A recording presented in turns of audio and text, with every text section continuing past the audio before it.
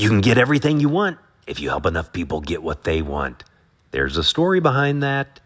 This is your daily message from Chad number 803 to upgrade your mental game today by telling yourself a better story, because the most important story you hear is the story you tell yourself. Here's the upgrade. I focus on adding value to others, knowing this will ultimately make me a valuable person. Here's the story. Earl Nightingale provided a simple illustration of the law of exchange to answer the question of why a person doesn't get the results they want. Quoting Nightingale in The Strangest Secret, he said, "The only way to earn money is providing people with services or products which are needed and useful. We exchange our product or service for the other man's money. Therefore, the law is that our financial return will be in direct proportion to our service. Success is not the result of making money. Making money is the result of success. And success is in direct proportion to our service." Most people have this law backwards. They believe that you're successful if you earn a lot of money. The truth is that you can only earn money after you're successful. This is still Nightingale giving this illustration. It's like the story of a man who sat in front of the stove and said to it, "Give me heat and then I'll add the wood." How many men and women do you know, or do you suppose there are today, who take the same attitude toward life? There are millions. We've got to put the fuel in before we can expect heat. Likewise, we've got to be of service before we can expect money. Don't concern yourself with the money.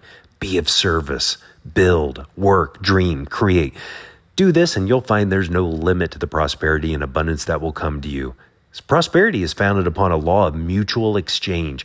Any person who contributes to prosperity must prosper in turn himself.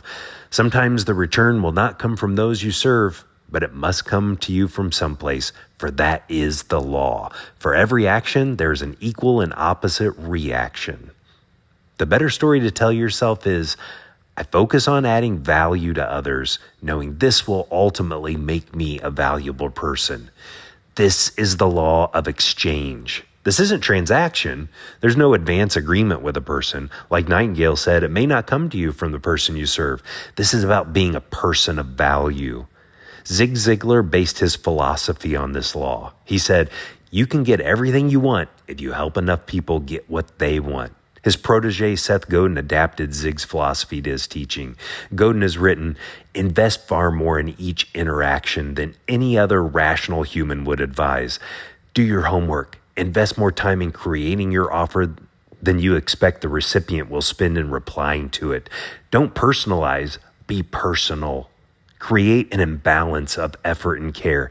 Show up. Don't spam in any form." The thing is, people can tell, and they're significantly more likely to give you an interview, make a donation, answer your question, or do that thing you're hoping for if you've signaled that you're actually a caring, focused, generous human.